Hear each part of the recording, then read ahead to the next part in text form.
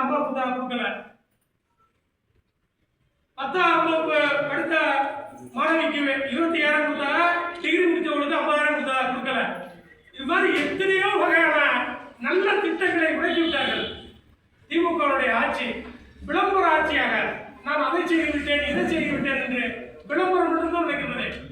வருவாய்த்துறையில இந்த உங்களுடன் ஸ்டாலின் இவ்வளவு நாள் யாரோட இருந்தார் அவரு?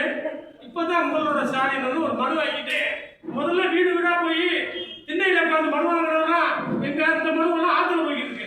எல்லாம் தொலைக்காட்சியில பாத்துட்டு இருக்கீங்க, டிவியில பார்த்து ஆத்துல ஒரு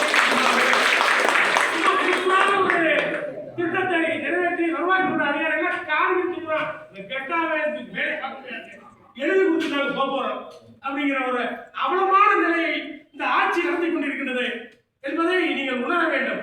ஆக இந்த ஆட்சியை நாம் அகற்றப்பட வேண்டும் என்றால் நம்முடைய பொறுப்பாளர்கள் சொல்லுகின்ற வீதத்தை உள்வாங்கிக் கொண்டு வீடு வீடாக சென்று நம்முடைய வாக்கு திமுக ஆட்சிக்கு வந்த பிறகு அவன் சொன்ன வாக்குறுதியெல்லாம் இந்தந்த வாக்குறுதியெல்லாம் செய்யப்படவில்லை என்பதை சொல்லி பாண்டியவர்களை வரவேற்கிறேன்.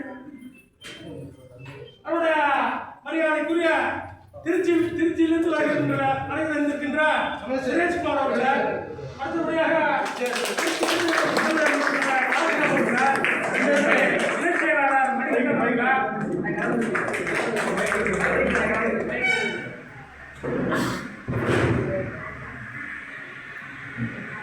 மாவட்ட இளைஞர் செயலாளர் தம்பி பார்த்திபன் அவர்கள், மாவட்ட மகளிருடைய இணைச் செயலாளர் திருமதி ராஜேஸ்வரி அவர்கள் மற்றும் இங்கே வருகிறது சிறப்பித்துக் கொண்டிருக்கின்ற மாவட்ட ஒன்றிய அமைச்சர் மூத்தவர் அவர்கள், அம்மாவுடைய ஒன்றிய செயலாளர் ரங்கராஜன் அவர்கள் மற்றும் இங்கே வருகிறது சிறப்பித்துக் கொண்டிருக்கின்ற விவசாய ஒன்றிய செயலாளர் தம்பி ஊராட்சி மன்றத்தினுடைய பரமசிவம் அவர்கள் மற்றும் இலக்கிய செயலாளர் மரியாதைக்குரிய கூட்டுறவுத்துறையுடைய முன்னாள் தலைவர் செல்லேசன் அவர்கள், கூட்டுறவுத்துறையுடைய முன்னாள் தலைவர் ராமலிங்கம் அமைச்சர் ராமலிங்கம் அவர்கள், அதன் பூக்கடை நாராயணன் அவர்கள், பாட்டி அவர்கள், அமைச்சர் முகேஷ் அவர்கள், இந்த கூட்டத்தை சிறப்பாக ஏற்பாடு செய்து நடத்தி கொண்டிருக்கிற தம்பி சிவாசி அவர்கள் மற்றும் எல்லோருக்கும் பேர்களையும் சொல்ல வேண்டும் தான் இங்கே காரணம் வந்து நான் எல்லோரையும் நடத்தவன்.